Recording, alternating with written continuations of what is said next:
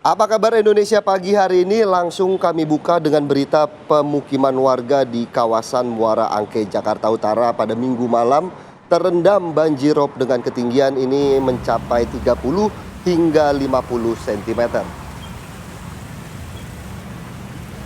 Ya, akibat banjirop, warga Muara Angke terpaksa harus menerjang genangan banjir untuk melakukan aktivitasnya di malam hari.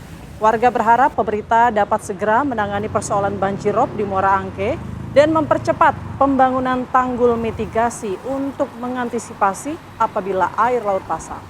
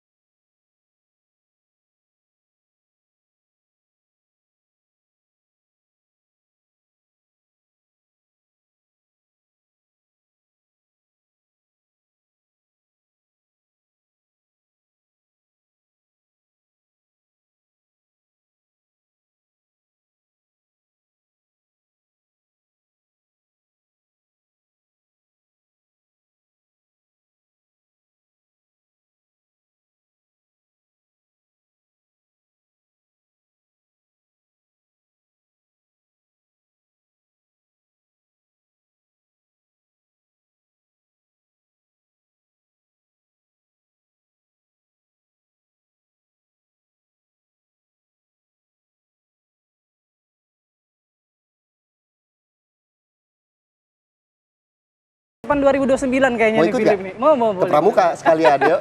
Mau ngapain? Mau bikin. Oke, nanti kita bahas selengkapnya Ya, ya soal baik. kecurigaan masyarakat. Ini Betul. tampaknya mulai bermunculan ya. Apakah Ya. nanti tren di sosial media memang Ya. menunjukkan ketidakpercayaan terhadap tuduhan ijazah Pak Jokowi ini semakin lebih tinggi Betul. dibandingkan kepercayaan masyarakat terhadap Padahal keaslian tinggal ijazahnya. tunjukin doang kok. Kalau ditunjukin masalah selesai. Iran Israel katanya damai. Nggak ada hubungannya, nggak ada hubungannya. Oke, tapi boleh lah nanti kita bahas juga ya Betul. soal ya, perang Iran dan Ya. Israel. Tapi sebelumnya kita punya informasi lainnya untuk Ya. Anda pemirsa. Ini dari diduga akibat korsleting listrik ya. Sebuah kos-kosan di Tanjung Duren, Jakarta ludes terbakar. Nah, kebakaran ini terjadi di Jalan Alpukat 5, Tanjung Duren, Grogol, Petamburan, Jakarta Barat. Ya, kebakaran terjadi di Jalan Alpukat 5 Tanjung Duren Grogol, Petamburan, Jakarta Barat. Sedikitnya ada 10 kamar kos ludes terbakar ini dalam waktu singkat. Kebakaran di lokasi merupakan peristiwa yang kedua kali setelah beberapa tahun lalu ini juga terjadi. Api berhasil dipadamkan 30 menit kemudian dengan bantuan 13 unit mobil pemadam kebakaran.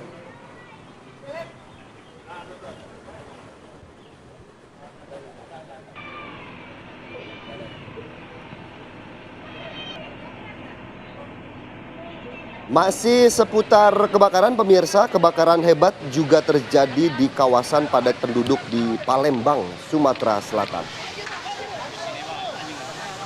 Kita lihat pemirsa, kobaran api langsung menyambar bangunan rumah di Jalan DI Panjaitan. Sedikitnya ada 3 rumah di lorong Sriguna dan juga kolam ini termasuk 2 bedeng kosong ikut terbakar. Nah, petugas damkar yang turun ke lokasi berupaya mengevakuasi warga dan memadamkan api. Diduga kebakaran terjadi akibat korsleting arus pendek listrik.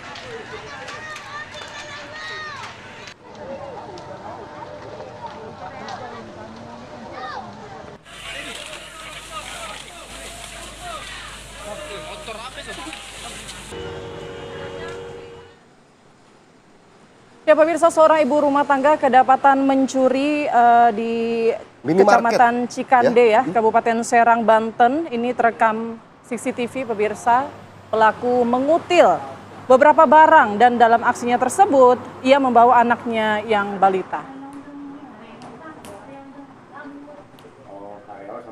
Kita saksikan bersama-sama pemirsa bagaimana terduga pelaku mengutil barang dengan cara disembunyikan di dalam baju ataupun pada tempat gendongan. Mengetahui aksi pencurian, karyawan minimarket langsung menangkap dan menyerahkan ke Polsek Cikande. Hasil pemeriksaan polisi, pelaku sudah 2 kali mencuri. Untuk mengelabui, pelaku kerap membawa anak balitanya.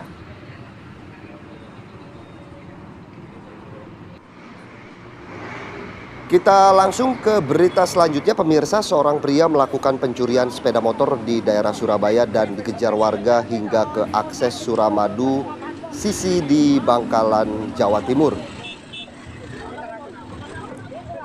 Ya, pelaku bernama Riyadi asal Surabaya itu kemudian ditangkap dan menjadi bulan-bulanan warga di akses Jalan Suramadu, sisi Bangkalan, Madura. Beruntung pelaku ini masih diselamatkan ya oleh anggota Satlantas Polres Bangkalan yang tengah melakukan patroli rutin. Pelaku dan sepeda motornya langsung diserahkan kepada pihak Satreskrim Polres Bangkalan untuk dilakukan penyelidikan lebih lanjut.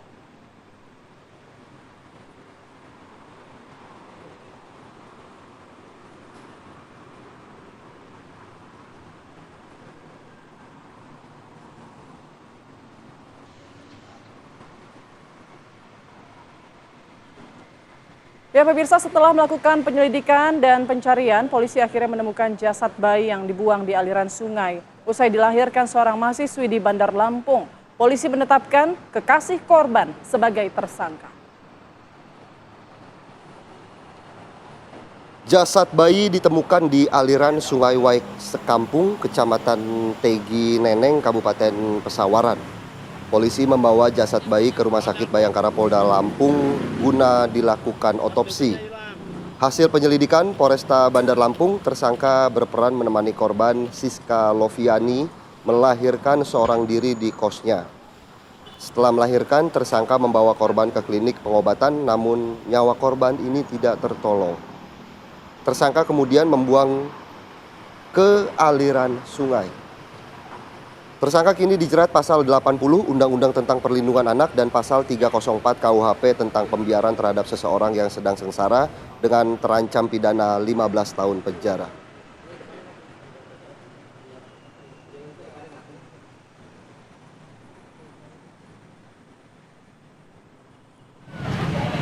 Berita selanjutnya, pemirsa, warga kota Pematang Siantar, Sumatera Utara mendadak digegerkan dengan peristiwa penemuan mayat yang diduga dibunuh pacarnya di lokasi salah satu hotel melati di kota Pematang Siantar, Sumatera Utara.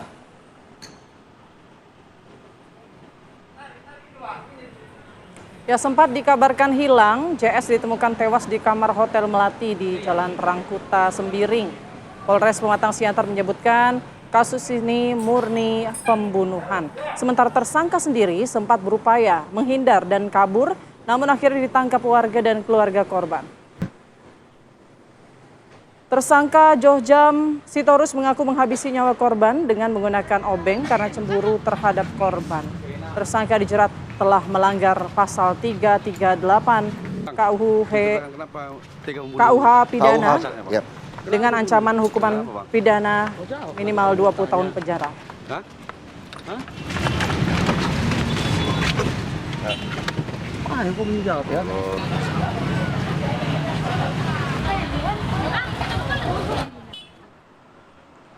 Pemirsa, diduga karena sang sopir mabuk, sebuah minibus menabrak 3 unit sepeda motor di Jalan Raya Gandasari, Kecamatan Katapang, Kabupaten Bandung, Jawa Barat. 3 orang mengalami luka serius.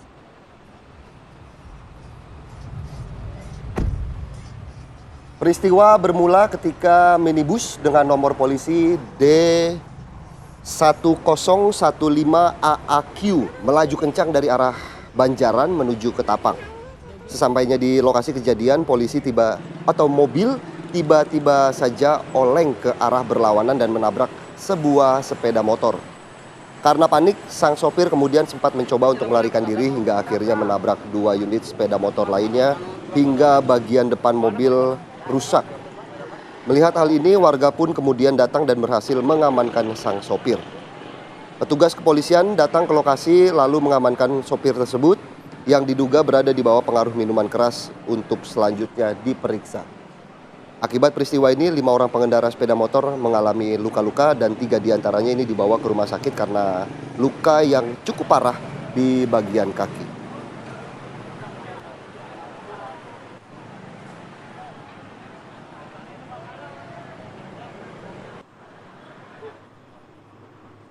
Awal pekan, cuaca mendung, tidak Cakep. lengkap, bukan pantun.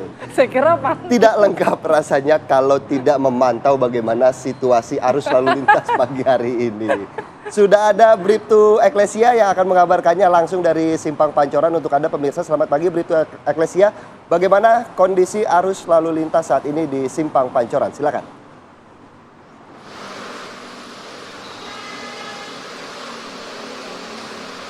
Baik, terima kasih Philip dan Putri. Selamat pagi pemirsa, bersama kami dari NTMC Korlantas Polri akan menginformasikan situasi arus lalu lintas langsung dari kawasan Simpang Pancoran, Jakarta Selatan. Dapat kita lihat bersama situasi arus lalu lintas di jam berangkat perkantoran dan juga dimulainya aktivitas masyarakat pada hari Senin ini tampak cukup ramai dan terus mengalami peningkatan volume arus kendaraan dari berbagai arahnya, yakni dari arah Cawang yang akan menuju ke arah Semanggi maupun di arah sebaliknya pada pagi hari ini tampak cukup ramai dan terus mengalami peningkatan volume arus kendaraan. Terjadi perlambatan kecepatan jelang traffic light di kawasan ini, namun selepasnya kendaraan dapat melaju dengan kecepatan normal. Untuk itu kami menghimbau kepada seluruh pengendara pastikan selalu berhenti di belakang garis stop pada saat mengantri jelang traffic light. Dan situasi arus lalu lintas juga sama halnya terjadi dari arah Saharjo yang akan menuju ke arah Kalibata maupun arah sebaliknya pada pagi hari ini tampak cukup ramai. Dan sama halnya perlambatan kecepatan hanya terjadi jelang traffic light saja.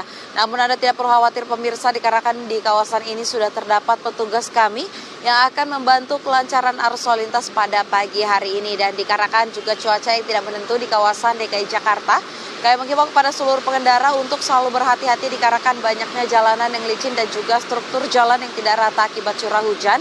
Dan bagi pengendara roda 2 untuk tidak berhenti di bawah flyover untuk berteduh dikarenakan dapat mengganggu kelancaran arus lalu lintas. Dan kembali kami menginformasikan pemirsa sosialisasi terkait kebijakan kendaraan over dimension dan overloading yang berlangsung selama bulan Juni ini, di mana bahaya dari kendaraan over dimension dan overloading di jalan raya itu nyata ketika kendaraan membawa barang dengan dimensi ataupun muatan berlebih. Seperti yang kita tahu, kemampuan pengereman pun akan menjadi terganggu dan resiko kecelakaan mengancam, terutama pada jalanan menurun dan juga tikungan tajam.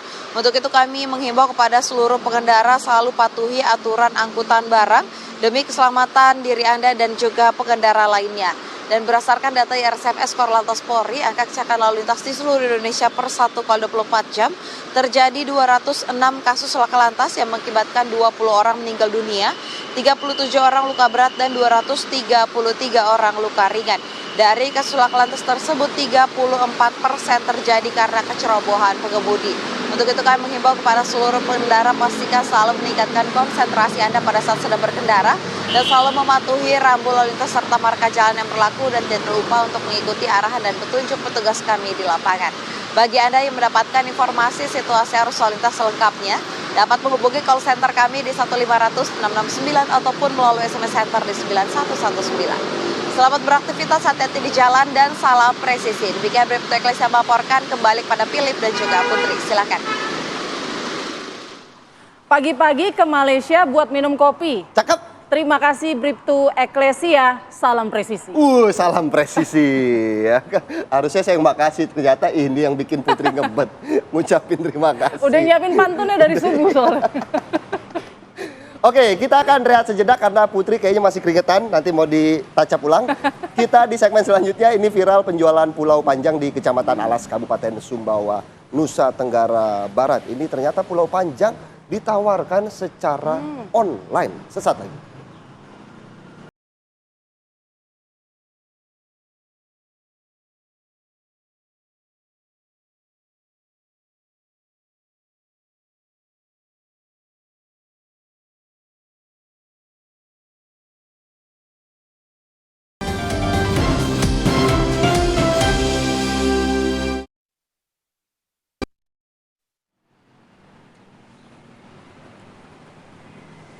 Kembali di Apa Kabar Indonesia Pagi, pemirsa. Puncak perayaan HUT DKI Jakarta ke-498 digelar Minggu malam di lapangan Banteng, Jakarta Pusat. Ribuan warga Jakarta akan dihibur dengan pertunjukan budaya hingga hiburan dari beberapa musisi terkenal. Salah satunya ini personilnya Putri Windasari. Ada JKT48 ya kan. Udah pensiun Temen-temen. saya udah pensiun. Kemudian juga masih banyak ya beberapa musisi tanah air yang akan menghibur, ada band Wali itu, Widih. Sandi Sandoro. Yang di sebelah saya ini ya, gimana? Dan juga masih banyak juga ya pertunjukan hiburan, pertunjukan seni budaya Betawi seperti arak-arakan ondel-ondel, tanjidor, rebana hingga palang pintu. Dan HUT Jakarta kali ini mengusung tema Jakarta Global, Jakarta Kota Global dan Berbudaya. Acara HUT ini bukan sekedar peringatan semata ya, melainkan merayakan semangat Jakarta untuk terus maju, makmur, dan sejahtera. Amin. Saya pengen mencari kerak telur biasanya ya. Nah ini kayak Philip kemarin nih pakai baju Betawi ya. Ini maksudnya Mas Pram ya. Semoga ya aura-auranya juga menyerupai Mas Pram. Amin. Amin. Makanya getol banget cari bukti-bukti dokumen pendidikan ya. Oke, baik kita ke informasi selanjutnya nih. Masih terkait dari hari ulang tahun Kota Jakarta. Makan bergizi gratis hadir di Pekan Raya Jakarta. Nah, setiap harinya program yang diinisiasi Gerakan Dapur Indonesia menyiapkan 100 porsi makanan gratis. Makanan bergizi gratis disiapkan di Pekan Raya Jakarta menyasar pengunjung anak-anak, ibu hamil, dan ibu menyusui. Selain sebagai program nasional yang diinisiasi Presiden Prabowo, makanan bergizi gratis hadir untuk memberikan makanan bergizi untuk masyarakat. Badan Gizi Nasional mengapresiasi langkah ini sebagai bentuk keberlanjutan program nasional, di mana program ini akan terus dilakukan di PRJ hingga 19 Juli mendatang.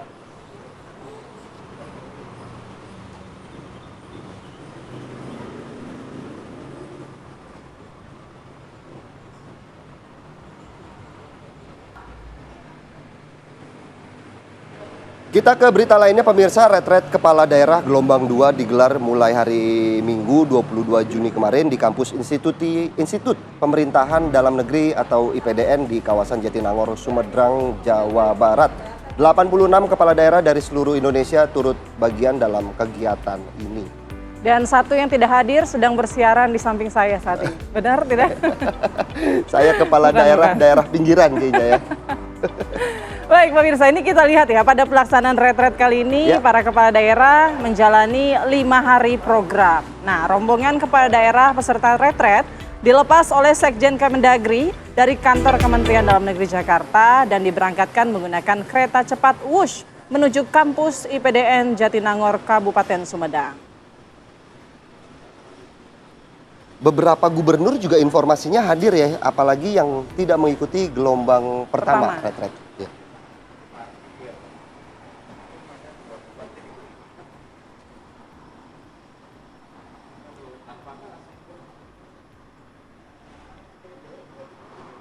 Kita beralih ke informasi lainnya, pemirsa. Putra bungsu Joko Widodo, Kaisang Pangarep, resmi mendaftar sebagai calon Ketua Umum Partai Solidaritas Indonesia.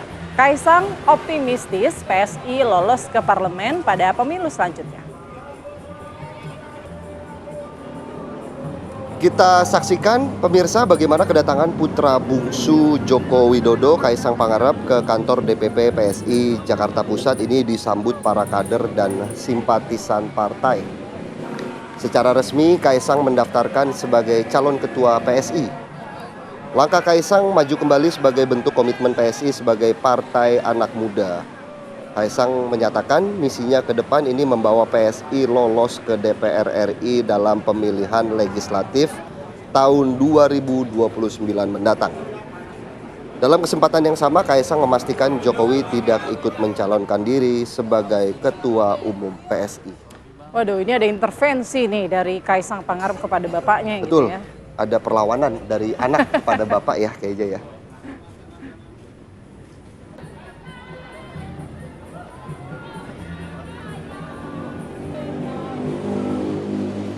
Pemirsa, viral penjualan pulau panjang di Kecamatan Alas, Kabupaten Sumbawa, Nusa Tenggara Barat. Ternyata pulau panjang ini ditawarkan di sebuah situs online.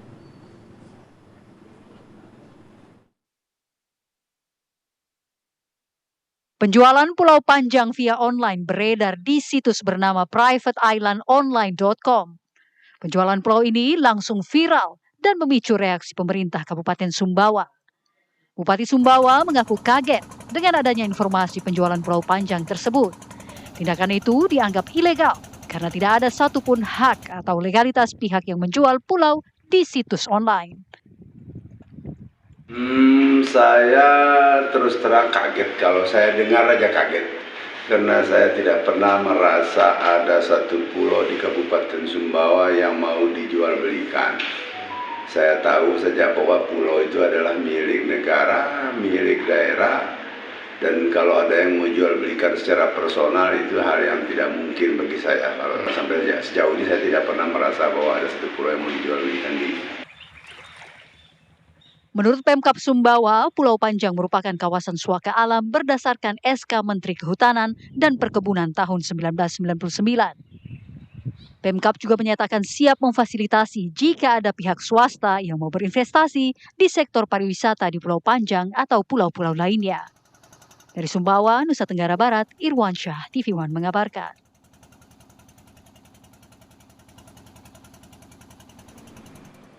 Pemirsa, kita jeda terlebih dahulu. Kita hadirkan informasi dari seorang anak yang tega menganiaya ibu kandungnya sendiri di Bekasi, Jawa Barat. Polisi telah menangkap pelaku dan melakukan penyidikan. Kami akan kembali.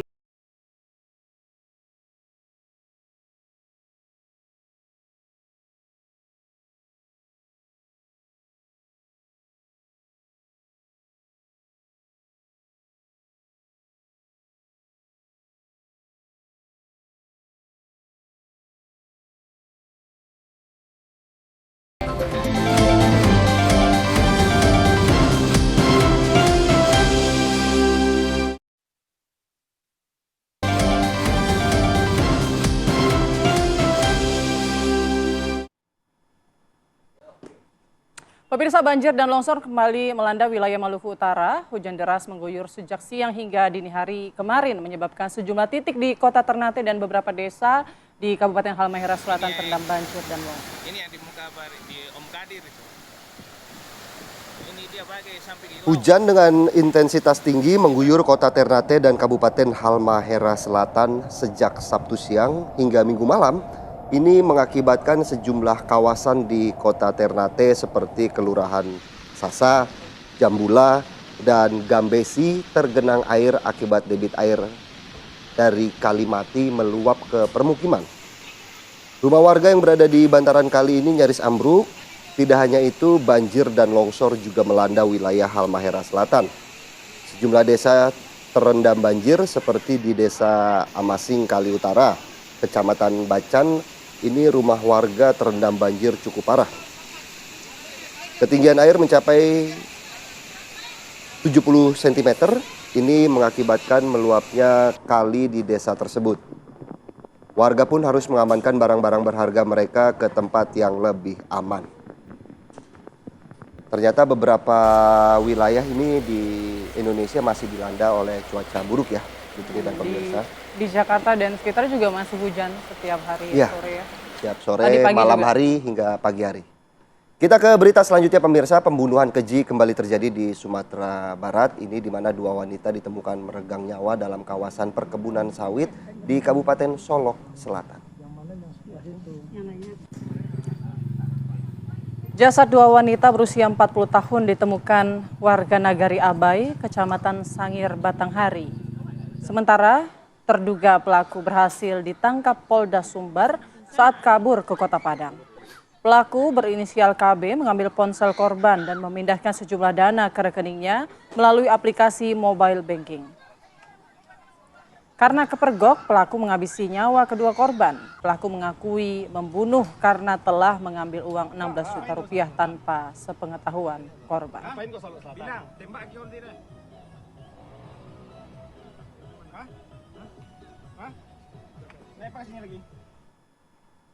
Ya pemirsa, Polres Padang Pariaman, Sumatera Barat terus melakukan pendalaman terhadap SJ alias Wanda, pelaku pembunuhan berantai. Dari keterangan terbaru pelaku kepada penyidik, terungkap ia membunuh dan memutilasi korban di tempat kerjanya di kawasan Batang Anai. Sebelumnya ini pelaku juga mengaku membunuh korban di kawasan perkebunan di Nagarai, Sungai Buluah, Kecamatan Batang Anai, Kabupaten Padang Pariaman. Polres Padang Pariaman menyatakan pengungkapan ini terus didalami karena pelaku masih terus berkilah dan pengakuannya ini kerap berubah-ubah. Hingga saat ini kepolisian sudah memeriksa 8 orang saksi.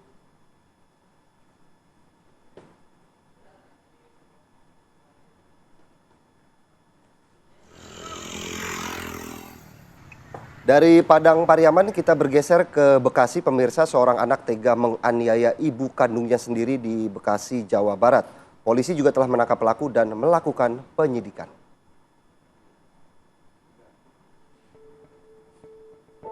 Ya, kita lihat ya video amatir warga. Ini terlihat seorang anak menganiaya ibu kandungnya bertubi-tubi berulang kali hingga sang ibu ini tersungkur. Bahkan pelaku juga berulang kali melemparkan sendal ke arah ibunya. Menurut keterangan sang ibu, aksi penganiayaan ini dipicu permintaan uang oleh pelaku Rp30.000 kepadanya. Namun sang ibu tidak dapat memenuhi permintaan anaknya karena tidak memegang uang. Pelaku berusia 23 tahun, anak sematawayang dan sudah berulang kali menganiaya ibu kandungnya. Polres Metro Bekasi Kota telah menangkap pelaku.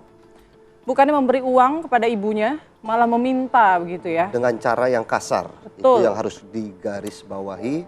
Kalau saya jadi tetangga aja, Put, sendalnya saya suruh makan anak itu. Ya. Untungnya bukan warga Bekasi ya. Yang jauh ya.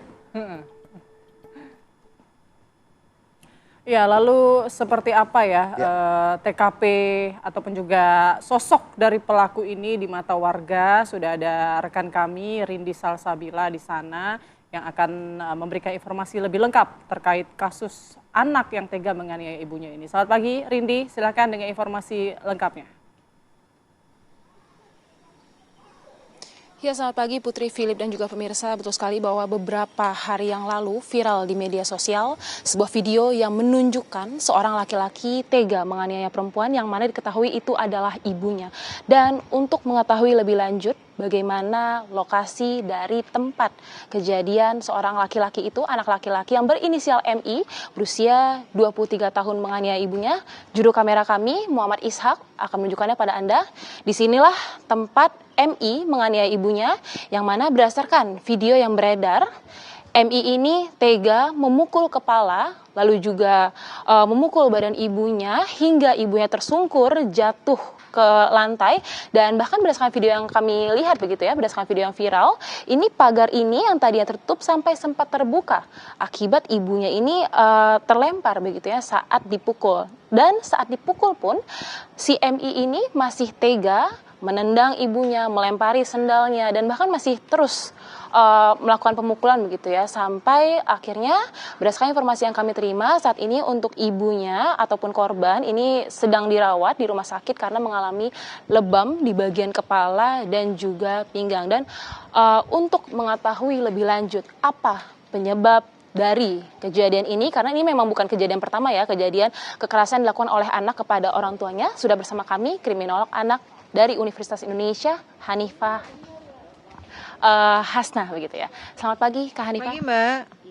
Kak, ini kan seperti yang kita ketahui ya, ini bukan kejadian pertama seorang anak menganiaya ibunya atau orang tuanya. Kira-kira mengapa peristiwa ini tuh kerap terjadi?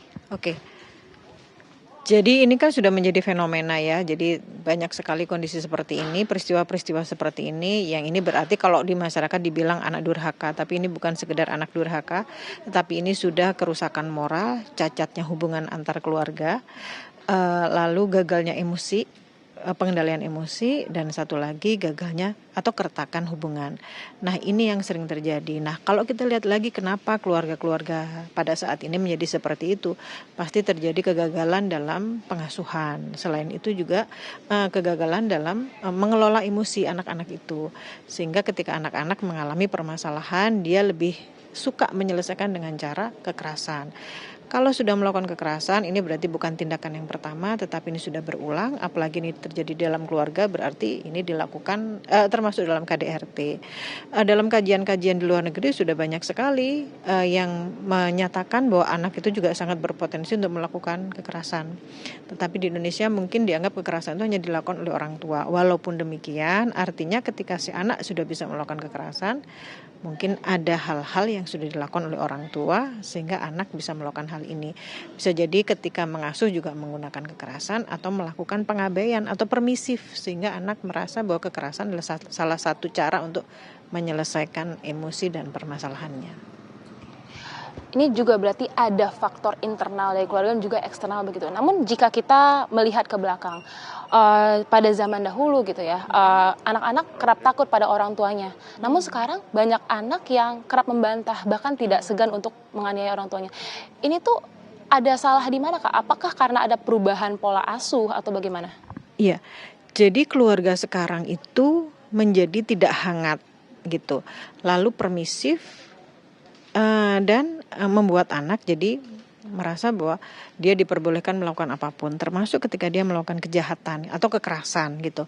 Jadi pola-pola ini yang mendasari seorang anak menjadi kehilangan kontrol diri, bahwa yang zaman dulu itu orang tua adalah pihak otoritas yang bisa memberikan nilai-nilai, tapi ternyata sekarang juga ada kegagalan itu, sehingga anak-anak merasa bahwa menyelesaikan permasalahan boleh dengan melakukan kekerasan.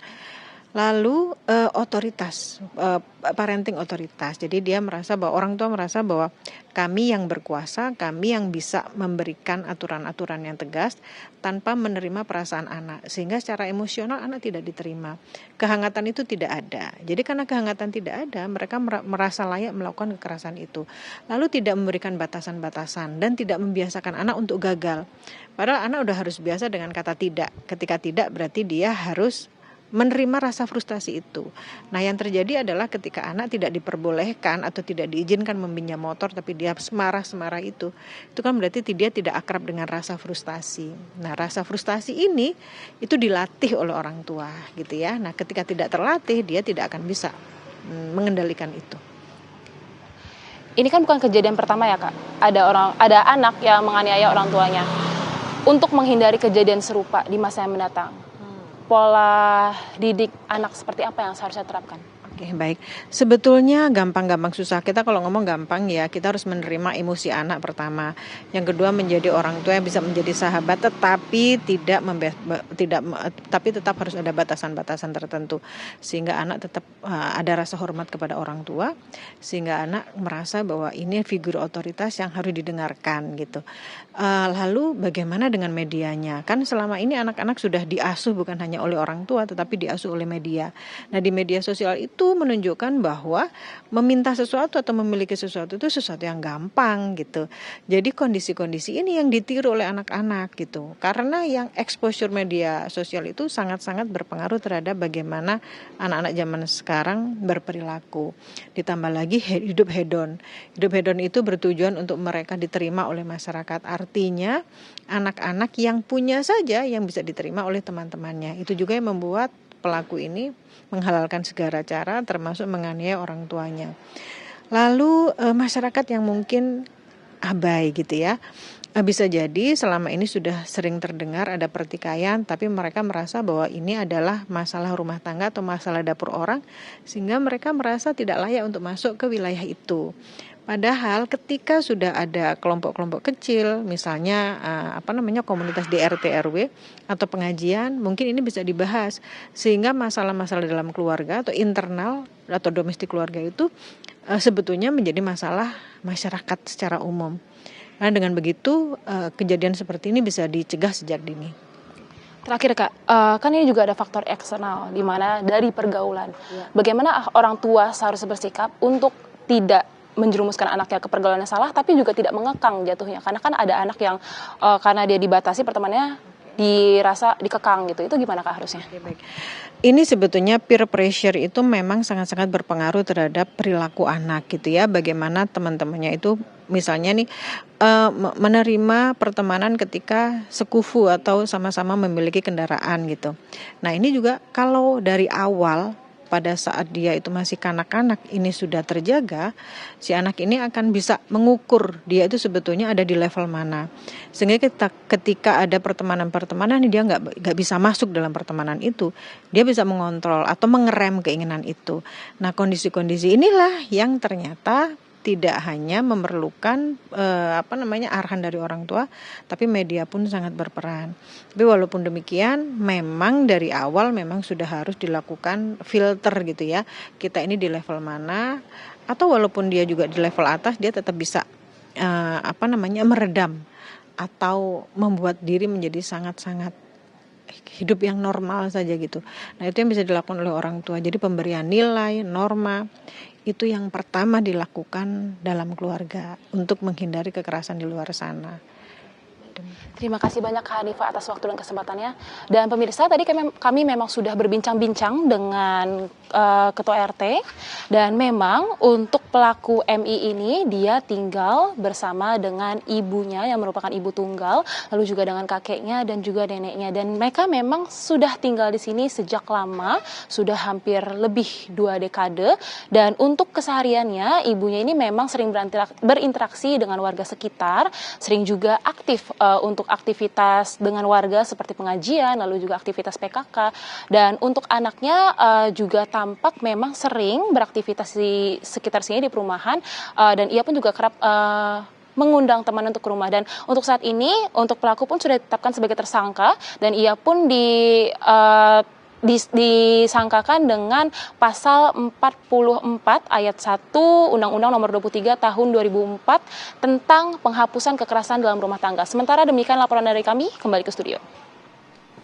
Baik, terima kasih Rindi Salsabila untuk laporan langsungnya dari Bekasi ataupun TKP kasus anak pukul ibunya ya. Ini kita harapkan menjadi yang terakhir, jangan deh air susu dibalas dengan air tuba. Begitu. Terima kasih Rindi untuk laporannya dari Bekasi.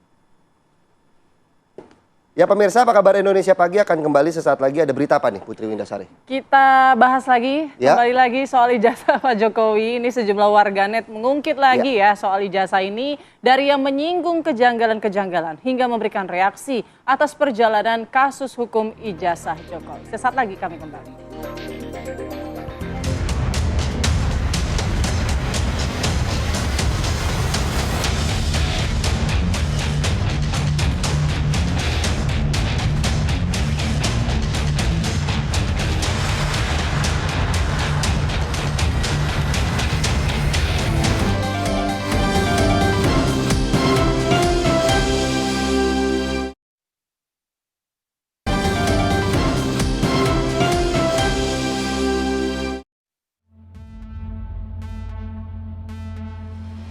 Pernyataan kuasa hukum Presiden ke-7 RI, Joko Widodo, YP Irfan, yang menyebut soal gugatan M. Taufik terkait ijazah palsu tidak tepat diajukan ke PN Solo, melainkan ke PT UN atau ranah hukum perdata, menuai reaksi warganet di media sosial.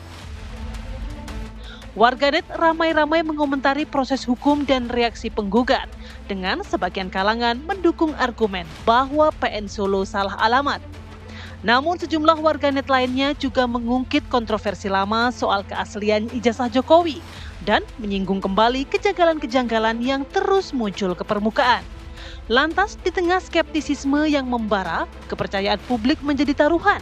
Selama pintu keraguan belum benar-benar ditutup rapat, isu ini akan terus bergema dari ruang sidang hingga jagat maya. Tim TV One mengabarkan.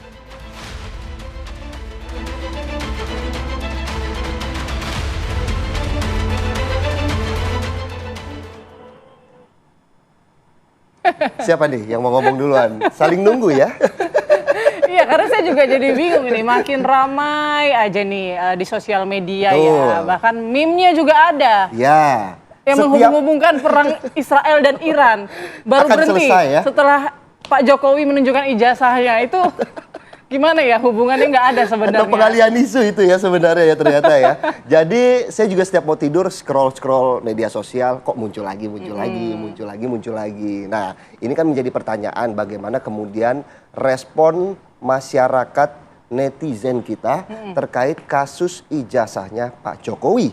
Sudah ada analis Drone Emprit ya. Iya. Yang hadir pada pagi ini ada Rizal Nova Mujahid selaku lead analis Drone Emprit. Selamat pagi Mas Rizal. Selamat pagi, Kalau Mas nggak salah, Rizal. baru minggu lalu ya kesini juga ya. Minggu kemarin. Matching ya? Media visit. Matching ya bajunya. Janjian.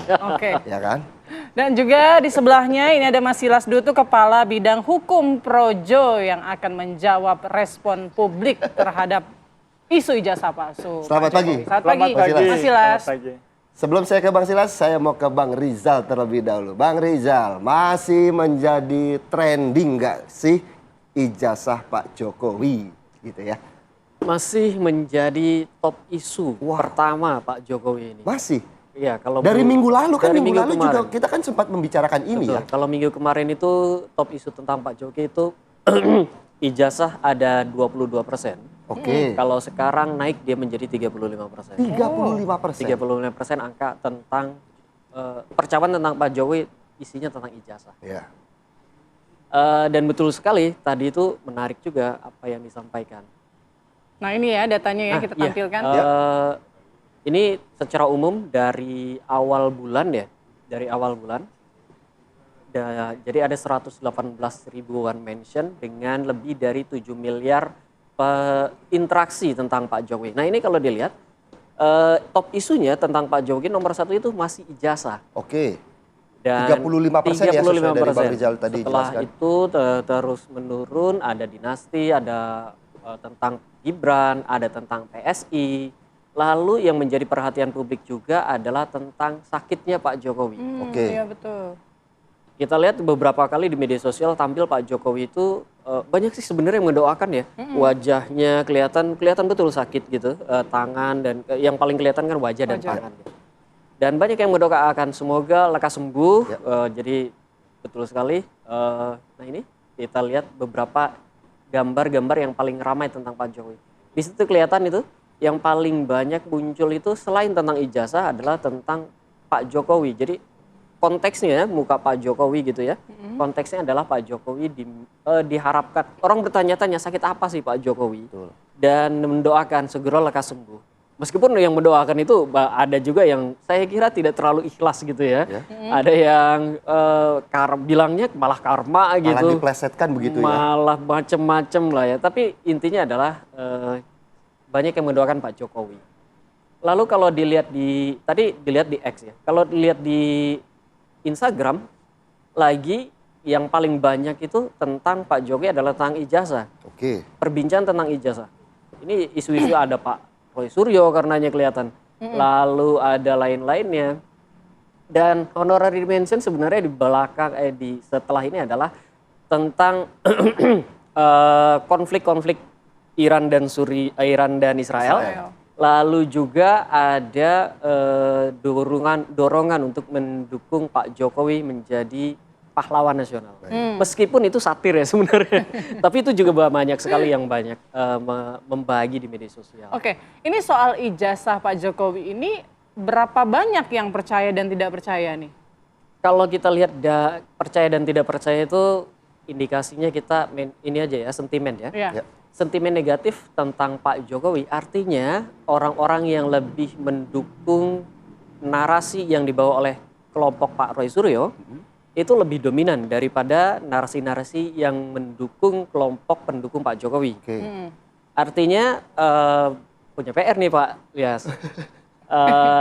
Karena narasi-narasi dari pendukung Pak Jokowi itu kan lebih banyak berkonsentrasi pada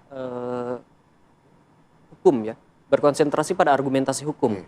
Lalu setelah itu juga banyak sekali berkonsentrasi pada pernyataan-pernyataan dari teman-teman kuliah Pak Jokowi. Nah, dua argumentasi utama ini ternyata tidak terlalu banyak diterima oleh publik.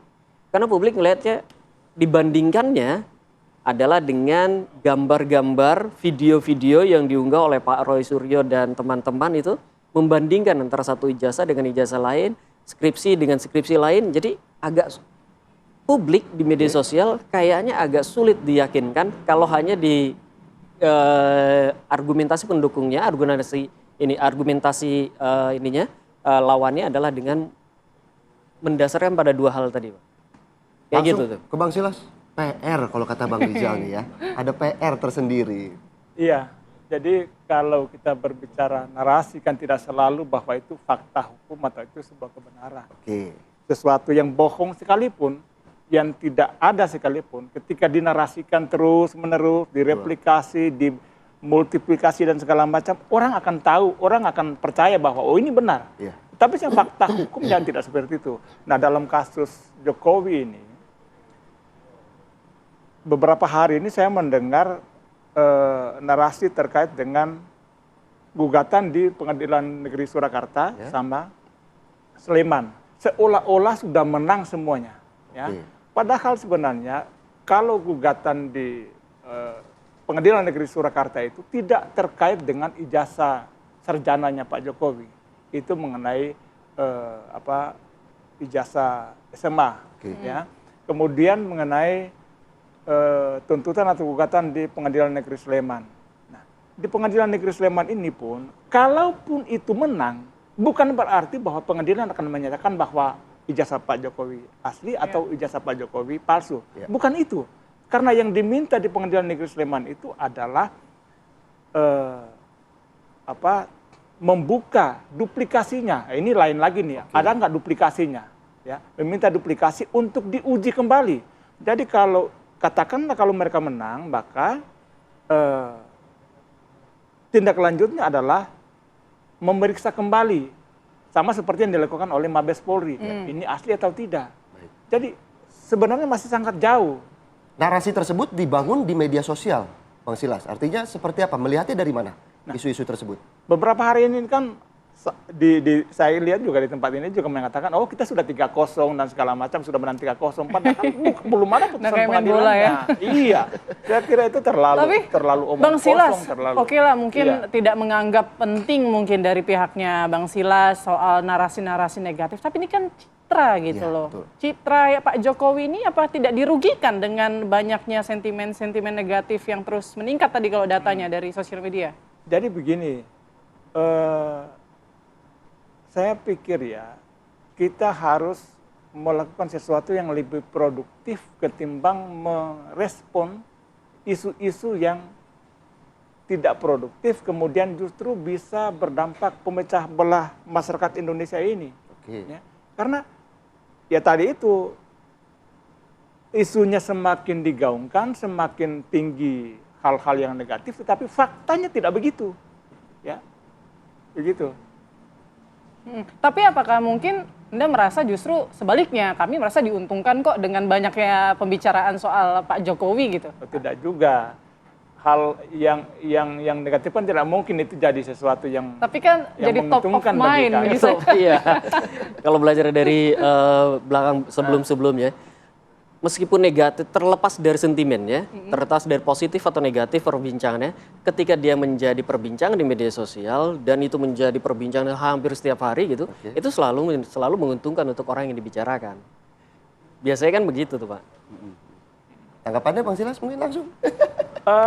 Ya begitulah kira-kira. Iya, begitulah kira-kira. Terkesima langsung ini kayak Bang Silas ya? Bukan. Jadi saya pikir ini juga menguras energi, menguras tenaga, dan ini tidak produktif sebenarnya kalau mau diterus-teruskan gini. Karena yang dibangun mereka ini kan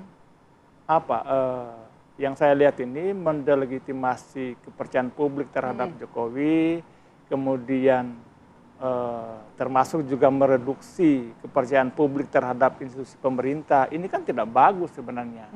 Saya yakin juga mereka sadar ya, mereka sadar bahwa dukungan terhadap Jokowi ini secara real di lapangan itu sampai dengan saat ini masih kuat. Oke, jadi maksudnya belum terganggu lah ya dengan sentimen-sentimen negatif soal isu ijazah ini ya. Kalau di tataran media sosial itu ya mungkin saja orang terganggu, tetapi di tataran internal Pak Jokowi atau pendukung, masyarakat pendukung, di real masyarakat yang melihat masalah ini hanya masalah narasi, bukan suatu fakta atau kebenaran yang real, itu sih tidak terlalu berpengaruh. Menurut kami tidak terlalu berpengaruh. Oke, kalau memang tidak berpengaruh, menariknya di segmen selanjutnya kami akan membahas ada 2 anak sekolah dasar yang kemudian kemarin sempat viral ya, memberikan kritik, memberikan sebuah saran begitu ya, ataupun bernyanyi, yang kemudian dalam tanda kutip informasinya dilakukan penyelidikan oleh pihak kepolisian. Ya kan, Bu? Menarik, kita bahas ya. Usai jeda berikut, tetap bersama kami.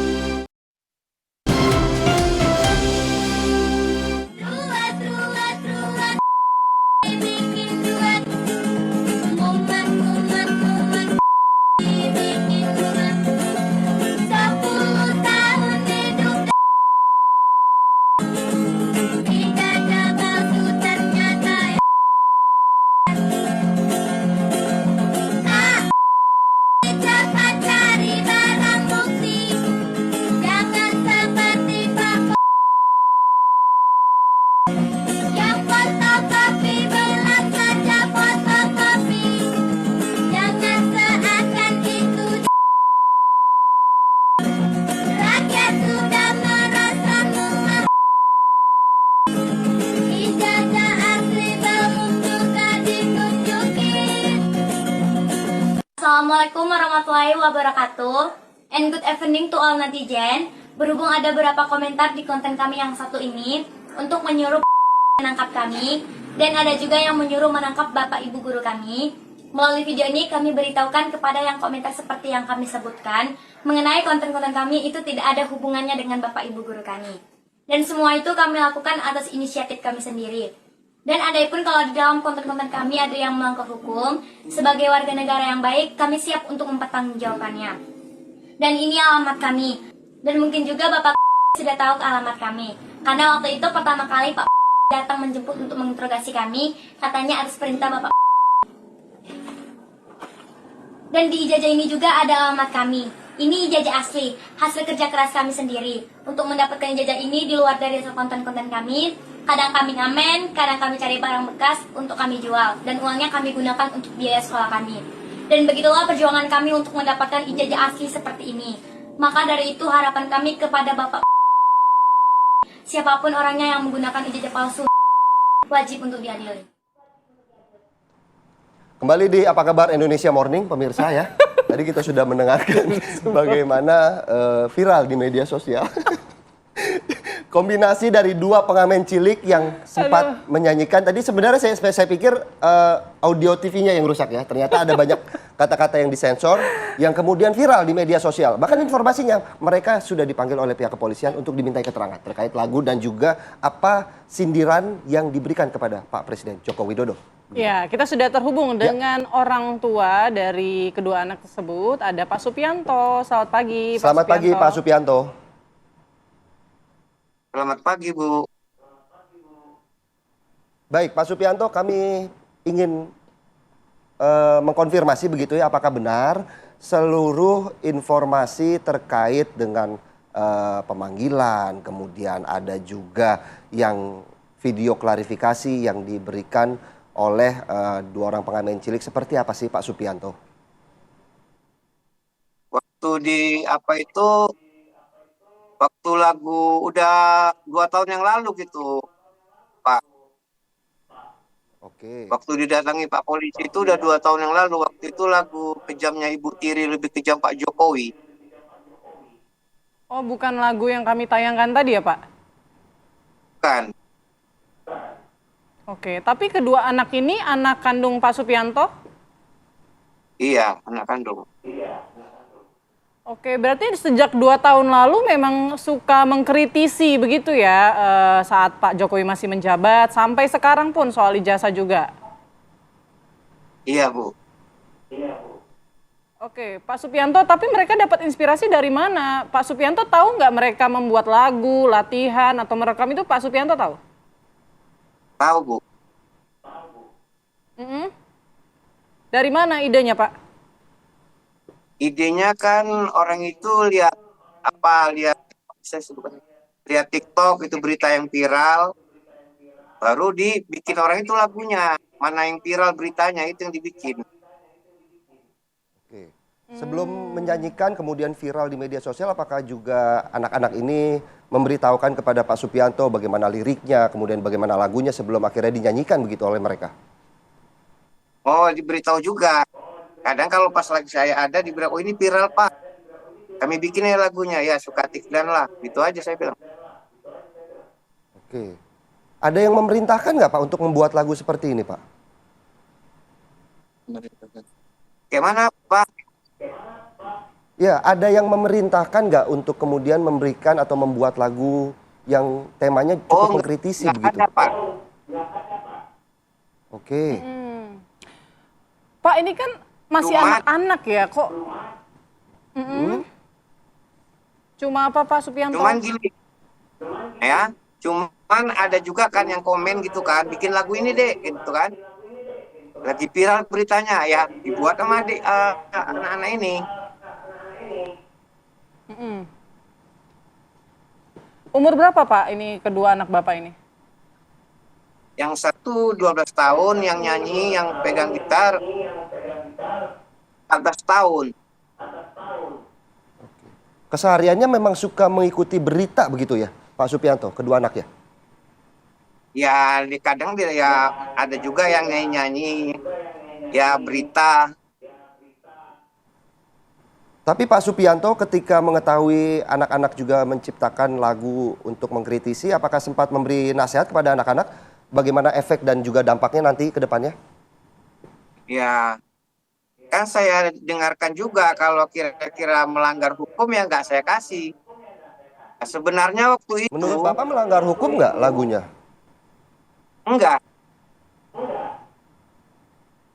Oke, tapi sampai akhirnya polisi datang ke rumah Bapak pada 2 tahun yang lalu ya, itu soal lagu yang sebelumnya ya. Nah itu apa yang disampaikan? Pemeriksaannya bagaimana? Itu kan kami disuruh hapus Bu lagunya. Kan 2 tahun lalu kabarnya kan disamperin polisi, diinterogasi polisi, dan ada bahasa juga dari anak-anak itu bahwa ini perintah dari Kapolri langsung begitu. Itu ceritanya gimana ya, Pak? Waktu pertama kali datang, waktu mencari alamat kami katanya perintah Pak Kapolri. Baru siangnya orang itu kan datang lagi. Jadi lagunya yang di video di YouTube kami disuruh hapus. Oke, baik Pak Supianto, saya ke Bang Sulis. Tadi katanya menurut Pak Supianto, mohon maaf. Itu tadi kata Pak Supianto tidak melanggar hukum, makanya kemudian Pak Supianto tidak melarang begitu ya anaknya untuk membuat konten-konten seperti itu. Komentarnya gimana? Iya, kalau secara hukum sih memang kelihatan memang tidak ada yang dilanggar di situ. Tetapi kan ini anak-anak kan masih kecil ya. Dan semua anak sekarang ini yang punya gadget itu kan dia bisa mengakses informasi dari mana saja, yang negatif, yang positif, semuanya bisa didapatkan melalui gadget itu, ya. Nah, ketika gadget itu menyajikan sesuatu yang negatif, yang ditangkap dia adalah sesuatu yang negatif, tanpa memverifikasi sekalipun, itu yang dia ambil, itu yang dia sampaikan. Nah, tadi kan disebutkan bahwa lagu ini dibuat karena ada trennya soal ijazah Jokowi ini, ya, ada trennya sehingga itu coba dibuat lagunya. Menurut saya, ini karena informasi yang disampaikan ke publik, walaupun itu tidak benar, walaupun itu belum sesuatu yang secara legal atau benar-benar itu sebuah keputusan pengadilan yang terverifikasi, tetapi karena itu direplikasi, disebarkan terus-menerus sehingga yang ditangkap anak itu tanpa ada informasi yang benar, harus diverifikasi, harus divalidasi. Tanpa filter lah gitu ya. Begitu.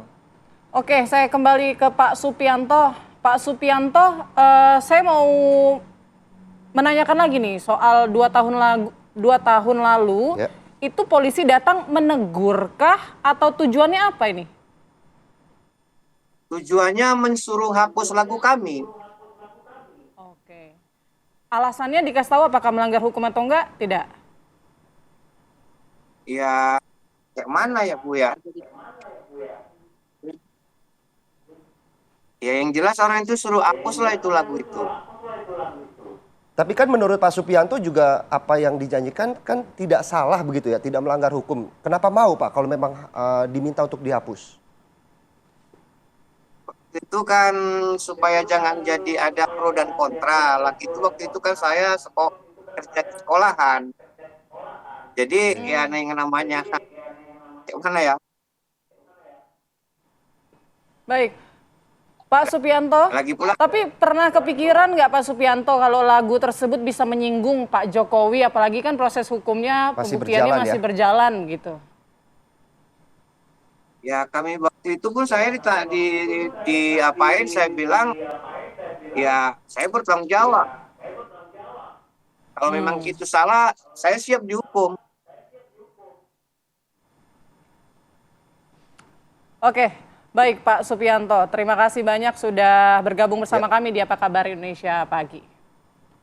Oke, saya mau ke Bang Rizal. Bang Rizal, begitu banyak apakah memang media ataupun pengguna netizen yang ikut berkomentar terkait Pak Jokowi ini semua di bawah umur atau mungkin buzzer yang komentar-komentar juga? Enggak semua di bawah umur kok, dan enggak semuanya buzzer. Kayak kemarin kita sudah sudah bicarakan tentang apakah ada keterlibatan buzzer, apakah ada keterlibatan bot. Ada memang keterlibatan buzzer dan bot, tapi dalam pantauan kami angkanya tidak terlalu tinggi, 8-11% saja. Itu fluktuatif dari waktu ke waktu. Artinya memang isu tentang Pak Jokowi ini masih menjadi perbincangan publik, Mbak. Pak Jokowi berarti sendiri kan masih netizen ini Israel ya? Kemungkinan besar real gitu. Setidaknya akun-akunnya kemungkinan besar organik. Tapi kalau kita ingat memang Pak Jokowi ini kan selalu menjadi perbincangan di mana-mana. Kapanpun itu, sejak 2012 malah. Selalu menjadi nomor satu. Baru tahun-tahun ini saja kok Pak Jokowi angkanya tidak menjadi top of mind tokoh politik nasional setelah digantikan. Per 1 Juni sampai kemarin itu angkanya dengan Pak Prabowo di-mention di media sosial hanya berbeda 100 ribuan. Jadi ya memang kalau dilihat lebih dari 40% ya perbedaannya. Tetapi itu masih cukup relatif lebih tinggi dibanding dengan tokoh-tokoh nasional lainnya. Bahkan dengan Wapres sekalipun. Masih Pak Jokowi. Jadi kalau membicarakan Pak Wapres tentu Pak Jokowi. Nah tapi saya ingin komentari nanti ya tentang kenapa kok didatangi, bukan kenapa didatangi, di media sosial dan saya kira di negara demokrasi memberikan ruang argumentasi yang sehat gitu ya, memberikan ruang digital yang sehat bagi publik untuk saling memaparkan argumentasi itu sangat penting karena itu menjadi pupuk yang justru akan menyuburkan demokrasi kita. Ketika didatangi apalagi oleh aparat kepolisian, saya sangat menyayangkan itu. Oke. Dan diminta dihapus, apalagi diminta dihapus, itu kan bisa dilihat sebagai upaya pembatasan berbicara kayak gitu ya. Dan sebenarnya kasus seperti ini sudah sering terjadi di media sosial. Banyak sekali intimidasi, katakan seperti itu, baik secara offline maupun secara online. Kita ingat banyak sekali aktivis media sosial yang mengeluhkan akun-akunnya mendapatkan intimidasi. Bahkan ada yang tutup akun. Atau mungkin itu saran daripada diproses hukum misalnya? Saya kira kejauhan sih kalau ke sana. Sebenarnya nggak melanggar hukum juga komentar-komentar dari netizen ini gitu ya? Tentu saja ada batas-batasnya. Ada batasan-batasan di ketika kita melontarkan pernyataan kita mana-mana yang melanggar hukum, mana-mana yang tidak melanggar hukum. Masalah pelanggaran hukum dan batasannya kan biasanya itu sudah jelas tuh, bahkan sudah sering disampaikan, bahkan dipakai juga undang-undang ITE biasanya kan, lalu tentang pencemaran nama baik atau lain-lain dan sebagainya. Jadi padahal itu netizen kayaknya sudah cukup mahfum tentang apa sih yang harus dilakukan, apa yang tidak boleh dilakukan, karena pelajarannya sudah sangat banyak. Bang Silas, mungkin terakhir kalau kita melihat ya bagaimana Pak Jokowi ini kan sebenarnya media sosial merupakan salah satu kendaraan politik ketika Pak Jokowi nyapres. Pak Jokowi menjalankan pemerintahannya. Kenapa sekarang harus dalam tanda kutip dicuekan kalau kata Bang Silas tadi. Ngapain kita terlalu peduli dengan apa yang beredar di media sosial, narasi-narasinya gitu. Jadi kan yang dilakukan Jokowi ini kan tidak semata-mata untuk mengkanter atau membantah semua apa yang disampaikan oleh netizen, oleh media sosial, tetapi karena materi-materi yang disampaikan itu sudah menyinggung perasaannya, sudah merendahkan martabatnya, sehingga itu yang dia counter ya, tidak untuk ke publik, apalagi membatasi. Saya pikir tidak ada sama sekali upaya untuk membatasi ekspresi anak-anak atau ekspresi orang-orang di dunia yang demokratis ini. Nah, soal kenapa anak-anak harus didatangi oleh polisi, kan anak-anak ini kan masih kecil. Anak-anak masih di bawah umur, masih belum tahu soal politik, masih belum tahu soal mana yang benar, mana yang salah, apalagi di ruang virtual. Jadi justru didatangi kan anak-anak ini harus dilindungi dalam masa pertumbuhannya, jangan hanya mendapatkan informasi-informasi yang tidak benar atau negatif. Saya pikir itu yang harus dilakukan, bukan karena mendatangi itu dalam rangka proses hukum, bukan. Tetapi anak-anak itu harus diberikan literasinya, bagaimana mendapatkan informasi yang baik. Saya pikir itu. Baik, tentunya kita berharap di era sekarang ini kan bukan lagi mulutmu harimaumu, tetapi jempolmu harimaumu. Begitu ya Bang Rijal ya? Setuju ya? Bagaimana kemudian apa yang beredar di media sosial belum tentu benar, sudah dikonsumsi oleh publik. Betul, sepakat itu. Kita berharap bagaimana ada pembatasan diri ataupun menahan diri lah untuk mungkin ikut berkomentar, mungkin memberikan saran, sekedar memberikan saran, it's okay. Tapi kalau sudah menyerang pribadi, itu yang berbahaya ya Put ya. Oke, ya terima kasih banyak narasumber sudah hadir pada pagi hari ini, Mas Rizal. Terima kasih. Bang Silas, sehat selalu ya. Terima kasih. Amin, sehat-sehat. Karena masih panjang ya kayaknya isunya ya. Apalagi banjir-banjir ini sekarang ini. Itu dia. Dan pemirsa, apa kabar Indonesia Pagi akan kembali sesaat lagi di segmen selanjutnya. Ada pembahasan apa nih, Putri? Ya, kita akan membahas soal perang Iran-Israel di mana Amerika sudah ikut campur ya. Ini terlihat dari serangan Amerika terhadap 3 fasilitas nuklir Iran. Apakah tanda-tanda perang dunia ketiga sudah mulai terlihat? Kita bahas selengkapnya usai jeda berikut, tetap bersama kami.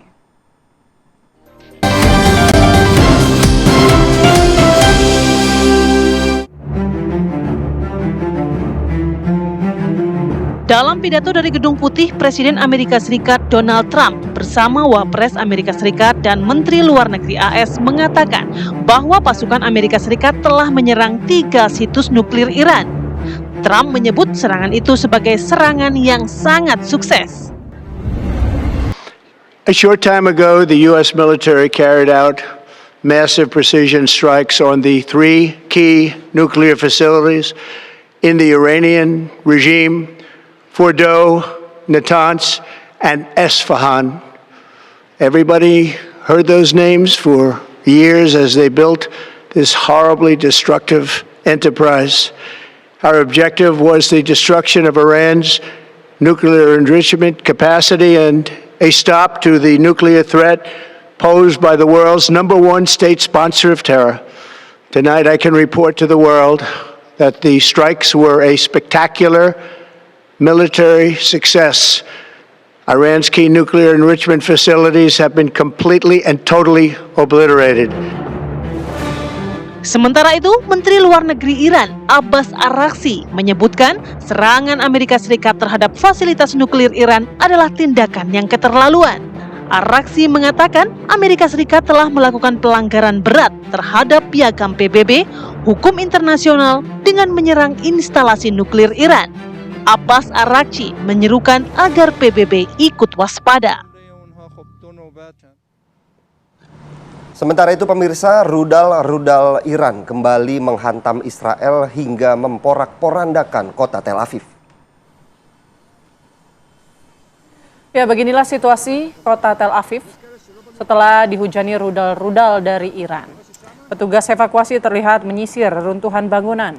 Sejumlah orang yang terluka langsung mendapatkan pertolongan medis. Rangkaian serangan rudal Iran menghantam Israel setelah Amerika Serikat ikut melancarkan serangan mendadaknya ke Iran dan menyerang 3 situs nuklir milik Iran.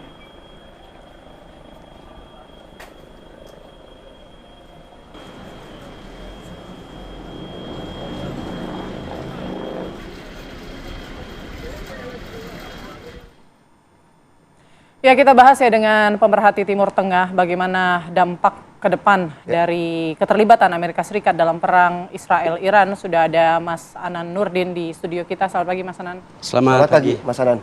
Oke, langsung saja Mas menjawab pertanyaan tadi. Keterlibatan Amerika Serikat, ini pintu gerbang menuju Perang Dunia Ketiga? Ya, bisa dikatakan seperti itu karena memang keterlibatan Amerika di sini secara langsung ini kan sebagai indikasi bahwa keberpihakan selama ini yang mungkin belum terbukti gitu sekarang menjadi sangat nyata. Bagaimana Amerika Serikat misalnya sebelumnya memberikan waktu sekitar 2 pekan dari serangan Israel ke Iran, tapi ternyata sebelum itu mereka sudah melakukannya. Maka ini sebagai indikasi kuat bahwa Amerika sedang melakukan sesuatu yang sangat sesuatu yang sangat berdampak besar terhadap perdamaian di dunia dan seolah-olah ingin kita katakan bahwa Amerika ini sebenarnya ingin menghancurkan Timur Tengah lebih dalam. Kita tahu bahwa Israel selama ini sudah menghancurkan seluruh hal-hal yang bisa dikatakan ancaman kepada Israel. Mereka menghancurkan Libanon, Hizbullah juga dihancurkan, komandannya mereka juga termasuk yang ditargetkan. Kemudian Suriah juga mereka hancurkan juga. Kemudian kita tahu mereka juga menyerang ke Yaman juga. Di situ ada pasukan Houthi. Maka setelah melihat bahwa Israel akhirnya menargetkan Iran, dan mereka juga khawatir kalau misalnya Amerika tidak masuk gitu kan ya, tidak masuk secara langsung sekarang di awal, mereka juga tidak mau Israel itu dipermalukan di depan dunia, bahwa Israel tidak bisa melakukan pukulan yang telak kepada Iran sesuai yang mereka targetkan, yaitu sekitar 2 minggu, dan ternyata masih sampai hari ini masih berlanjut. Yang cukup menarik bagaimana kemudian sejauh ini Rusia yang dalam tanda kutip ya mendukung negara Iran masih mencoba untuk menahan diri ya untuk kemudian merespon dari Amerika Serikat. Sistem koalisi di dunia, kalau menurut saya sekarang ini bahwa mungkin kita bisa mengatakan ada blok gitu ya, blok Amerika dengan blok non-Amerika. Permasalahannya kalau blok Amerika itu tertata dengan begitu kuat, mereka melalui perjanjian-perjanjian politik, misalnya kayak dukungan negara-negara Eropa dan Amerika kepada Israel, ini kan maksudnya baik secara politik, secara militer, bahkan mungkin kita bisa katakan dukungannya berdasar kepada ideologi, itu yang akan menjadi lebih kuat. Sementara antara Iran, China, dan juga Rusia, saya pikir ini koalisinya tidak sekuat koalisi negara-negara yang pro kepada Israel, sehingga dukungan Rusia kepada Iran juga tidak sekuat Amerika kepada Israel. Ini ada beberapa aspek. Salah satunya adalah bahwa Amerika mempunyai kepentingan yang sangat kuat di Timur Tengah, baik politik ataupun militer dan juga ekonomi. Di situ ada uang Amerika di Timur Tengah. Sementara Rusia tidak mempunyai kepentingan itu. Selain koalisi politik, koalisi militer, tidak ada kepentingan ideologi, tidak ada ekonomi. perjanjian keamanan ya, Rusia, Iran, dan Korea Utara, di mana salah satu diserang, kemudian negara lainnya juga merasa diserang begitu ya, ikut terlibat dalam serangan. Ya, perjanjian seperti itu kan memerlukan ikatan-ikatan emosional yang lebih dalam baik secara politik ataupun ekonomi. Ini yang tidak ada antara ikatan Rusia dengan Iran dan juga Korea Utara. Mungkin kalau hanya disebutnya itu isu-isu politik gitu ya, isu-isu militer mungkin itu terjadi, tetapi lebih dalamnya itu tidak terjadi ikatan seperti itu. Ada koalisi yang sangat kuat sejak ratusan tahun lalu misalnya gitu kan ya, itu tidak terjadi antara Iran dengan Rusia, sehingga kepentingannya itu tidak begitu dalam. Apalagi sekarang kita tahu Rusia sendiri sedang bermasalah dengan Ukraina, mereka juga punya perangnya sendiri. Akhirnya kondisi seperti ini membuat Rusia itu setengah hati untuk mendukung Iran. Beda dengan Amerika yang bisa dikatakan mungkin 100% untuk berada di all out. Mereka menyiapkan segala strateginya untuk bagaimana mempertahankan Israel. Kalau Cina? Kalau Cina sendiri tadi, uang Cina itu ekonomi Cina itu tidak ada di Timur Tengah. Tidak ada kepentingan spesifik untuk Cina ada di Timur Tengah. Sehingga apapun yang terjadi tidak bermasalah. Ini beda dengan Amerika. Amerika kalau misalnya Timur Tengah tidak bisa dia kendalikan, dia lepas kendali dari Timur Tengah, ini berbahaya. Baik politik ataupun secara ekonomi ya. Itu akan sangat berbahaya dan juga militer. Sama kayak Jepang, berarti netral ya saat ini, masih memperhatikan dulu bagaimana perkembangannya. Oke, tapi kita juga pastinya akan memprediksi juga setelah Amerika Serikat menyerang, apakah akan ada balasan dari Iran? Nah, apakah yang paling realistis adalah balasan langsung ke Amerika Serikat atau semakin memasifkan serangan ke Israel? Nanti dijawab Mas Hanan. Usai jeda berikut kami akan kembali sesaat lagi.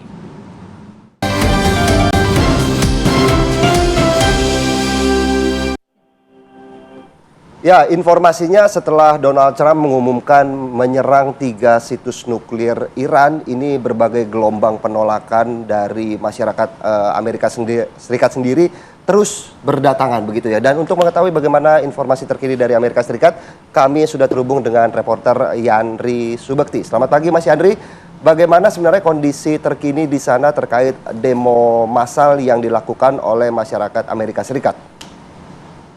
Philip, aksi demo protes menentang apa yang telah dilakukan Trump mengebom 3 lokasi pengayaan yang diduga pengayaan nuklir di Iran kemarin.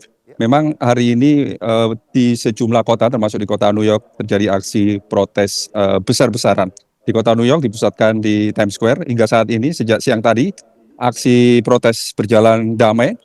Banyak di antara aksi demo diantaranya menyerukan hands off Iran, dalam artian mereka menginginkan pemerintah di bawah kepemimpinan Trump ini tidak ikut campur, terlebih dengan seperti yang dilakukan kemarin menggunakan militernya.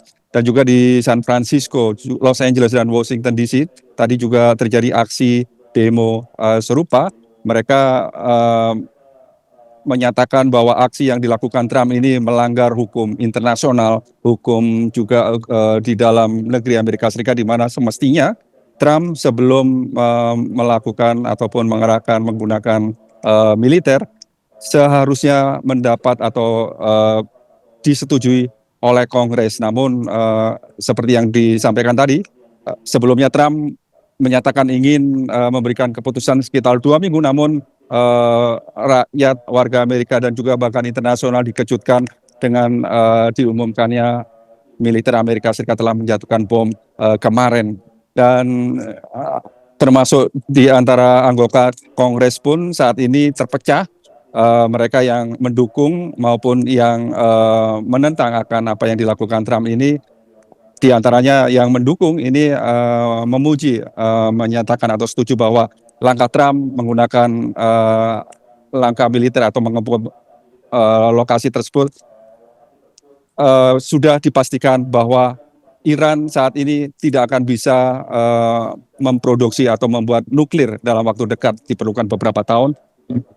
Namun bagi mereka yang menentang ini mengkhawatirkan akan reaksi ataupun dampak yang diakibatkan nanti diantaranya ditakutkan Amerika Serikat akan terseret dalam perang yang berkepanjangan. Dan juga dalam aksi protes juga menyatakan atau mereka menganggap bahwa Trump ingkar janji dan juga bahkan beberapa di antaranya berharap agar Trump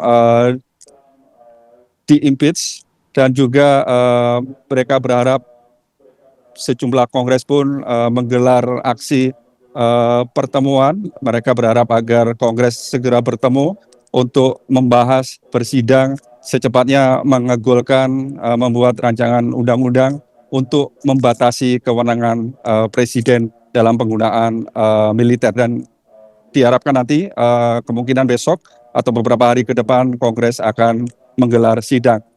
Dan juga di New York sendiri ada PBB, di mana menurut informasi besok Dewan Keamanan PBB akan mengadakan pertemuan, menggelar sidang sekitar pukul 3 sore, di antaranya akan membahas perkembangan saat ini yang terjadi di Timur Tengah yang semakin memanas. Sementara itu, Philips, kondisi di Amerika Serikat ini menurut Kementerian Dalam Negeri, ancaman terhadap serangan cyber maupun keamanan memang sepertinya meningkat, dan sejumlah kota besar termasuk di antara kota New York, petugas terkait meningkatkan keamanan penjagaan di sejumlah lokasi-lokasi vital, termasuk terlebih di antaranya adalah tempat-tempat ibadah, tempat-tempat komunitas Yahudi, dan juga tempat-tempat vital lainnya. Dan saat ini pun warga Amerika Serikat, politisi dan juga hampir seluruh warga Amerika Serikat menunggu kira-kira apa reaksi dari Iran pasca pengeboman lokasi-lokasi tempat tersebut, dan juga reaksi dari negara-negara sekutu Iran. Dan tentunya kita berharap agar hal-hal yang tidak diinginkan atas reaksi dari pengeboman tersebut tidak akan terjadi.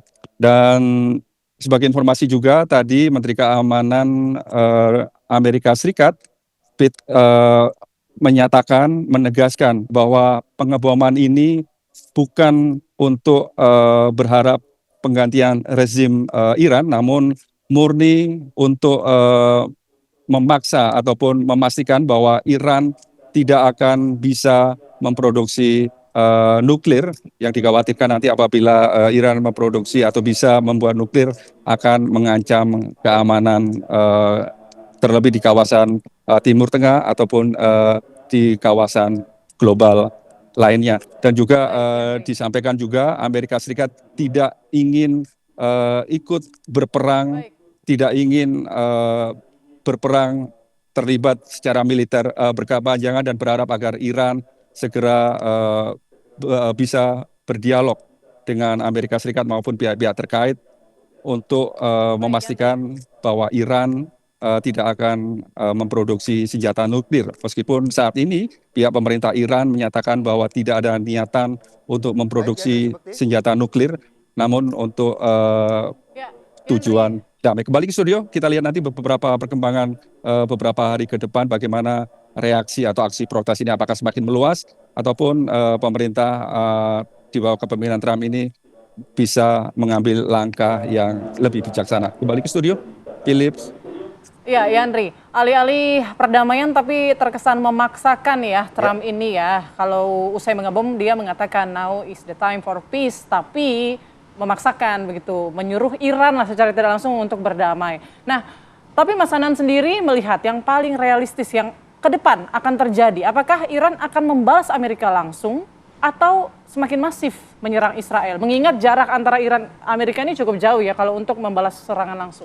Ya, saya pikir bagi Iran ini memang dalam kondisi yang dilematis ya. Dilematis dalam artian bahwa kalau Iran diam, tidak melakukan serangan balik, maka ini akan menghilangkan pengaruh politiknya di kawasan Timur Tengah khususnya. Kita tahu bahwa pengaruh Iran di Timur Tengah sangat kuat sekali. Ya, dari mulai Irak, Suriah, Lebanon, dan juga di Yaman mempunyai pengaruh yang sangat luar biasa. Nah, kalau dia diam tidak melakukan balasan, maka berarti pengaruh politik Iran ini akan habis. Tetapi ketika dia melakukan serangan balik, juga dampaknya sangat luar biasa sulit bagi Iran. Dalam hal ini kita tahu Iran selama ini sudah diblokade secara ekonomi dan peralatan militer hampir 10 tahun oleh negara-negara koalisi Amerika Serikat, tidak punya akses kepada pembaruan senjata, kepada ekonomi. Ini hal yang sangat sulit bagi Iran. Nah, kalau sekarang melakukan serangan langsung ke Amerika, saya pikir itu tidak mungkin. Paling akan melakukan serangan kepada Israel mungkin yang lebih mematikan. Tapi permasalahannya adalah ketika melakukan serangan yang sangat kuat kepada Israel, ini masalahnya bahwa negara-negara yang pro Israel juga tidak akan diam. Negara-negara Barat yang sebelumnya kita tahu bahwa bermuka ganda bagi negara-negara Barat kepada Israel. Sebelumnya kita tahu seperti Australia, Kanada gitu ya, sudah mengatakan mereka melakukan sanksi politik kepada beberapa politikus di Israel. Tetapi ketika Israel menyerang Iran, mereka kembali menegaskan kita bersama Israel, kita mendukung Israel. Nah, artinya ini ketika Iran nanti melakukan balasan dengan sangat masif kepada Iran, walaupun sekarang sudah terjadi, tapi itu saya pikir belum di titik maksimalnya. Nah, kalau ini terus dilakukan, maka yang menjadi masalah adalah bahwa negara-negara koalisi Israel, negara yang selama ini pro kepada Israel, juga tidak akan diam. Mereka pasti melakukan aksi balasan, baik secara militer dukungan kepada Israel ataupun secara ekonomi yang lebih keras kepada Iran. Berarti penutupan Selat Hormuz juga salah satu strategi serangan yang dilakukan Iran begitu ya untuk mengatasi konflik ini? Betul, betul. Karena kita tahu bahwa 25% peredaran minyak dunia itu melalui Selat Hormuz. Kemudian juga lalu lintas ekonomi dunia juga begitu bergantung kepada Hormuz ya, termasuk kebutuhan-kebutuhan pokok gitu ya. Itu melalui Selat Hormuz. Nah, ini merupakan sebagai apa ya? Sebagai daya tawar politik Iran terhadap dunia, bahwa kalian tidak boleh diam dengan apa yang dilakukan oleh Amerika, lakukan terhadap Israel kepada Iran, tidak bisa diam karena ada kepentingan dunia di situ. Oke, nah khawatirnya nanti akan ada negara-negara atau kelompok negara-negara tertentu di balik Iran dan Israel ini, kemudian akan semakin meningkat dong eskalasinya. Pasti akan semakin meningkat. Artinya kalau Amerika Serikat dalam hal ini dengan Israel tidak menahan diri, maka Iran mempunyai hak untuk mempertahankan diri apapun caranya.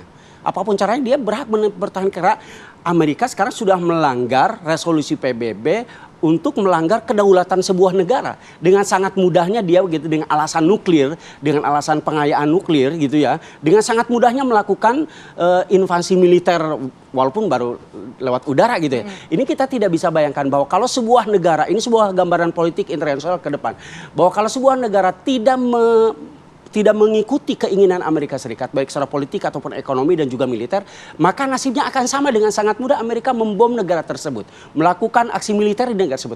Dan ini tidak terkecuali negara-negara yang dekat dengan Timur Tengah atau mungkin yang jauh dari Timur Tengah. Ini sebuah fakta politik yang sekarang kita terjadi.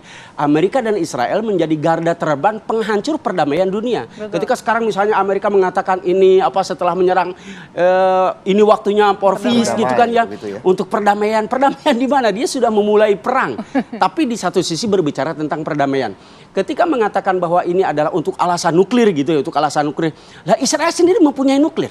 Kata siapa Israel tidak mempunyai nuklir? Israel sendiri punya nuklir. Kenapa Anda tidak menyerang Israel misalnya? Tidak menghentikan pengayaan nuklir di Israel misalnya. Negara-negara yang lain juga mempunyai nuklir. Beberapa negara besar semuanya mempunyai nuklir. Kenapa hanya negara barat? Kenapa hanya Amerika? Kenapa hanya negara maju yang berhak untuk melakukan pengayaan nuklir? Karena nuklir bukan hanya untuk senjata. Ada kepentingan-kepentingan lain yang lebih bermanfaat daripada hanya untuk senjata militer.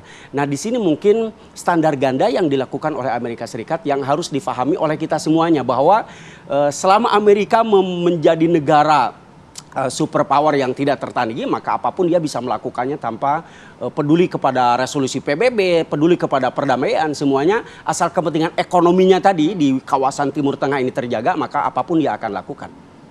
Resolusi PBB tidak diindahkan begitu lah ya sama Israel ya, dan Israel tidak pernah mentaati peraturan PBB begitu. Lantas apa penyelesaian lewat mana yang bisa dilakukan untuk mengakhiri konflik ini? Walaupun kita tahu ya ini bakal panjang, masih panjang, keterlibatan negara-negara lain juga tidak menutup kemungkinan begitu.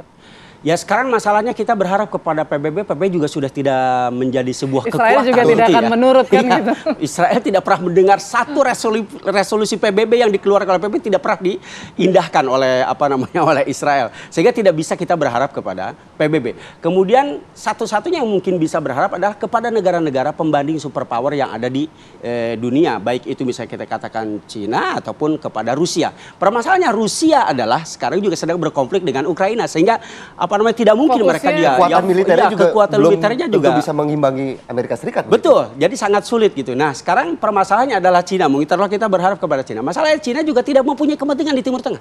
Kepentingannya apa? Kita tahu bahwa secara ekonomi Cina itu lebih banyak di Afrika daripada di Timur Tengah. Atau mungkin kesel aja gitu sama Amerika? Ya kan perang dagang juga kan. Selama ini kan hanya perang dagang saja ya, hanya perang dagang.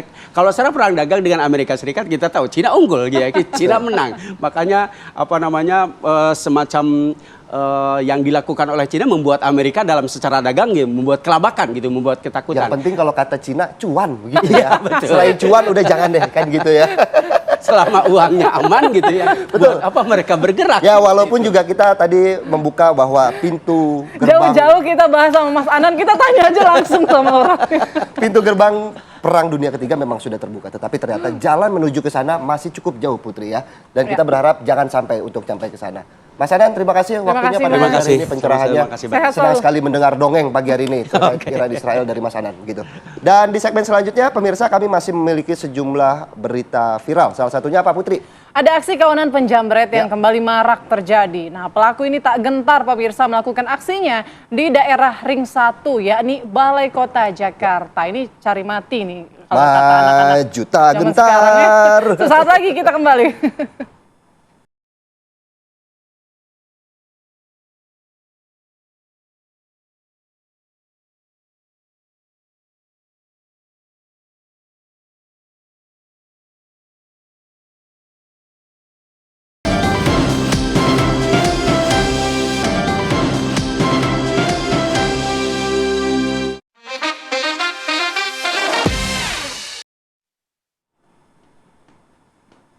Pemirsa, viral sebuah mobil LCGC terobos 2 kali pintu tol tanpa bayar. Sebelumnya mobil sama juga pernah terlibat aksi ugal-ugalan di jalan tol.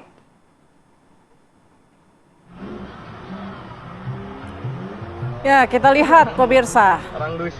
Kendaraan ini melaju tanpa melakukan tapping kartu uang elektronik saat melintasi gerbang tol Cisalak 1 dan gerbang tol Cimanggis 2 di wilayah Depok. Nah, mobil yang sama juga terlibat tabrak lari di kilometer 13 tol Jagorawi arah Bogor 31 Mei lalu. Setelah ditelusuri, mobil dulunya milik warga Cilincing, Jakarta Utara berinisial VT, namun sudah dijualnya setahun lalu. VT mengaku tidak mengenal pembeli mobil dan tak memiliki kontaknya. Polisi PJR Jagorawi menyebut mobil sudah dijual, plat nomor lama masih digunakan pemilik baru. Dan kepolisian kini tengah memburu pengendara mobil viral itu. Padahal cuman berapa? 7.500 atau 10.500? CC-nya ya. Oh, untuk membayar Bayar uang tol ya. Beli mobil sanggup, bayar tolnya yang nggak sanggup, Putri gitu ya. Oke, selanjutnya informasi viral lainnya, pemirsa, aksi jambret kembali terjadi di Jakarta Pusat. Pelaku ini beraksi di Balai Kota, mengincar seorang wartawati online. Kamera CCTV memperlihatkan detik-detik aksi jambret di mana korban tengah duduk di halte bus Balai Kota dan tiba-tiba didekati pria pengendara motor. Dengan secepat kilat, pengendara motor menjambret ponsel yang tengah digunakan oleh korban untuk menulis berita pembukaan Pekan Raya Jakarta. Korban sempat mengejar, namun pelaku yang menggunakan kendaraan berhasil tancap gas melarikan diri.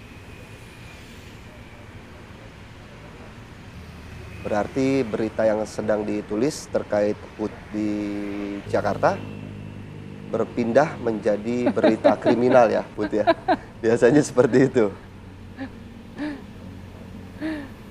Kita ke berita viral lainnya, ini bikin heboh. Aksi emak-emak menerobos jalanan yang masih dalam proses pengecoran begitu ya. Aduh, emak-emak. Nah, kita lihat. Aduh. Ya, dua emak-emak ini tampak ya sedang berjalan di atas jalanan yang masih basah. Dengan kaki yang dibungkus plastik, keduanya nekat berjalan di bagian pinggir. Meski berjalan dengan hati-hati, namun jejak kaki keduanya ini membekas di jalan yang baru saja dicor itu. Diduga kedua mama ini terpaksa ya melakukannya karena tidak ada jalan lain menuju ke rumahnya. Video viral ini kemudian mengundang banyak komentar dari netizen. Ada yang menyayangkan perbuatan mama itu, namun ada juga yang memaklumi karena tidak ada solusi lain gitu. Apakah nanti ini akan dituliskan jejak kaki siapa di bekas corannya begitu? Nah, saya khawatir nanti kan, ini kan masih berjalan, corannya masih panjang, di langkah ke 10 meter kering. Kok nggak pulang-pulang kan nanti kejepit di coran tersebut ya. Begitu.